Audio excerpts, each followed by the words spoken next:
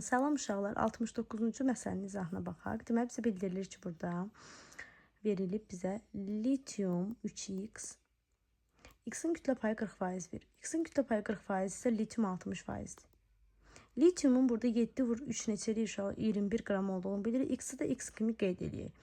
60%imiz əgər 21 qram edirsə, 40%imiz də X-dir.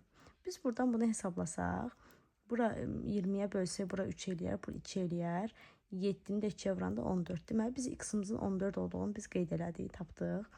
Ferium X qeyd eləyirik. Feriumumuz burada 56 qramdır. X-imizin də biz tapdıqda burada 14 qram olduğunu qeyd elədik. Və biz burada X-in kütlə payını hesablayanda 14-ü bölürük. 56 üstə gəl 14-ə vururuq 100-ə. 56 üstə 14 gəndə 60, 70, o da edəcək 20%.